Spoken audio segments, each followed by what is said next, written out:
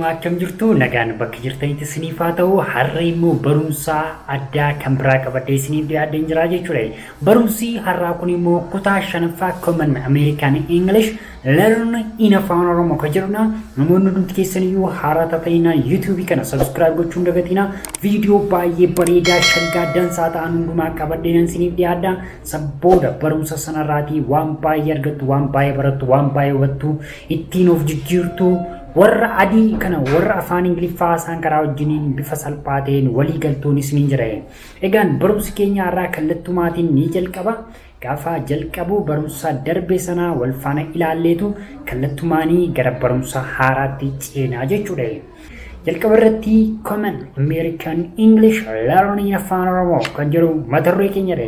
Kan isin barachuuf deemtanii namoonni warri natiif dhalootumaatiin Ingiliffa haasaan akkamittiin akka isaanii afaan Ingiliffaa kana bifa adda addaatiin fayyadamu isa jedhu keessaatii funaanee seeccee fideetan isin biraan gahaa jira. Kunis immoo afaan Oromootiin namoonni barumsa afaan Oromoo kanas immoo hordofuu irraa barachuu barbaadan kutummaa barumsa kana websaayitii yosa.com Beresa online learning kan jedhu jala galtanii course kan jedhu jalaati argachuu dandeessu. Akkuma amma viidiyoo kana irratti argaartanii viidiyoo sanarraa akkuma deemtaniitiin dhattanii barumsuman amma isin barsiisaa jiru kana isuma amman isinitti maa jiru kana barreeffama isaa Oromiffaan bukkeetti hiikamee argattu.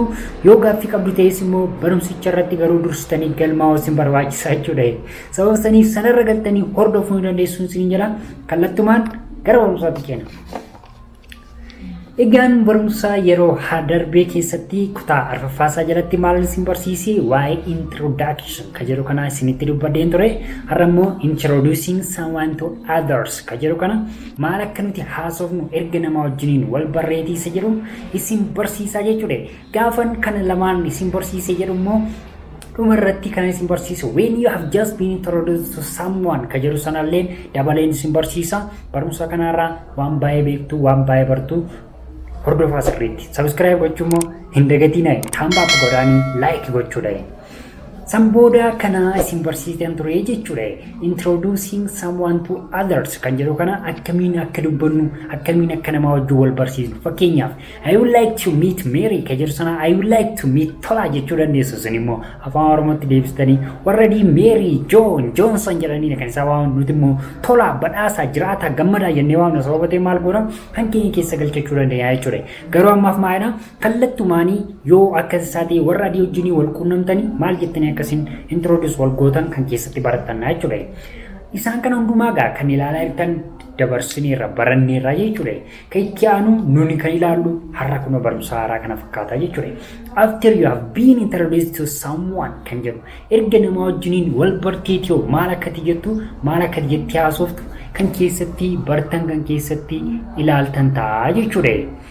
Egaan iddoo kanarratti gaafa ilaallu tokko tokko isaadhaan naannoo Oromiffaatiin isin barsiisaa deema. Sababa ta'eef asirratti waan tokkoyyuu yaaddoon qabu, waan tokkoyyuu wanti isin dhiphisu, wanti isin hamaasu tokkoyyuu hin jiraatu jechuudha. Iddoo kanarratti I've been waiting to meet you for some time kan jedhu kana darbineetu ilaalla. Tokkoon isaa maal akka inni fakkaatu. Jalqaba irratti I have been waiting to meet you for some time jennaani. I have been waiting to meet you for some time jennaani. Isa kana gaafa dubbisnu inni kuni iddoo kanarratti itti maruu nan danda'a. Iddoo kanarratti I have jenne ishee kana gabaabsinee yeroo barreessinu yookiin immoo kottoonfachiisnee jenne afaan Oromoo keessatti. Gaafa kottoonfachiisnee barreessinu, gaafa dheeressinee barreessinu immoo akkanaan barreessuu dandeenya.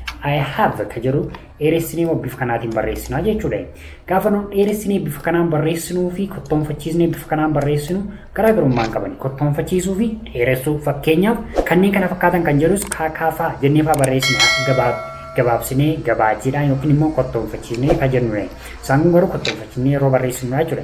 Kanaaf I have been waiting to meet you for some time kan jedhu kuna afaan Oromootiin maal jechuudha yoo jettanii kun asumarraatii argachuu dandeessu. Barreeffama isaa yeroo barbaaddanii gara websaayitii sanitti deemaa jechuudha.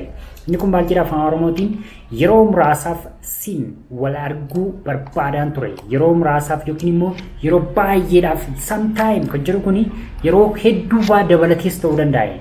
garuu yeroo muraasa ta'e tokko keessatti si arguu si hojii wal baruuf barbaadan ture dhama'aan ture eegaan ture kan jedhu I have been waiting to meet you for some time si baruudhaaf eegaan ture kan jennee haasofnu yookiin immoo si baruu barbaadan ture har'a ijaa wal arguun ko carraa guddaadha isa jedhamu jechuudha.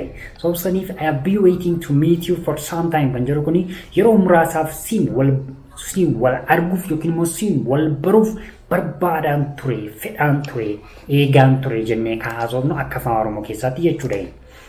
Inni lammaffaan immoo maalidha? John has told me all about you jedhe. John has told me all about you.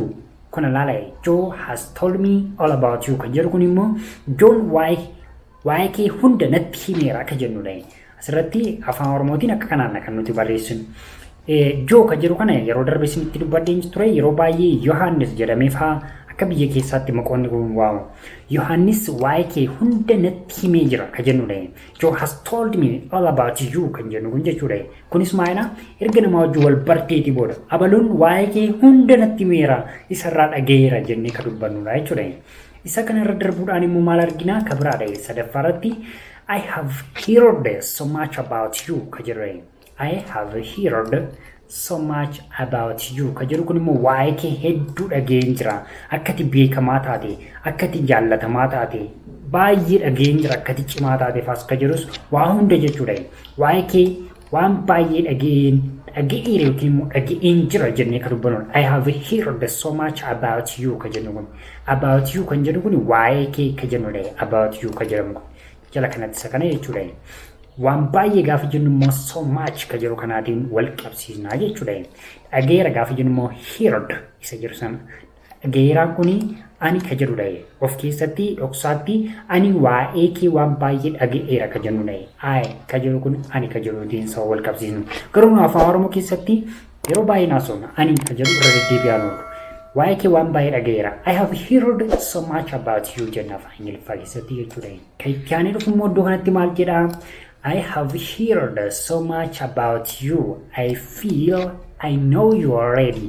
Inni kun immoo ani waa'ee kee waan baay'ee dhaga'eera. Akkuma ani si beeku natti fakkaata yookiin immoo waanuman si beeku natti fakkaata jennee kaasuudhaan Oromiffaatiin akka kanaan barraa'e. Oromiffaatiin waa'ee kee waan baay'ee dhaga'eera. Durumaan akkan si beeku natti fakkaata yookiin immoo wannuman si beeku natti fakkaata jennee kaasofnu yookiin immoo kan dubbannu I have heard so much about you.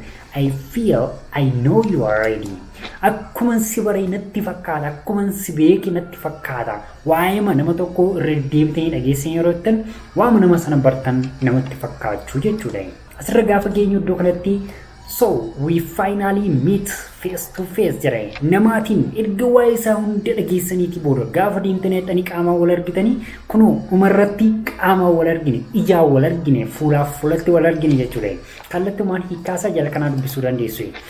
Kanaaf dhumarratti fuulaaf fuulatti wal argine yookiin immoo qaamaan wal argine kanan waa'ee kee dhagaa ture yeroo baay'eedhaaf ta'eera. Haa ta'u malee garuu har'a maal ta'e kunoo qaamaan si argeera, qaamaan si bare kan jennu sanadha jechuudha.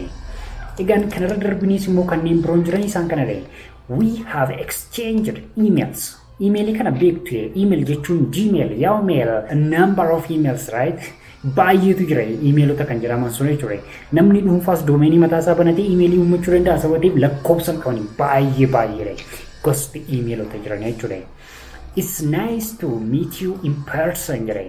Kun immoo maal jechuudha? We have exchanged emails. Gaafa jennu emailii wal jijjiirreerra. Oromiffaan jala kanaa ilaaluu dandeessu.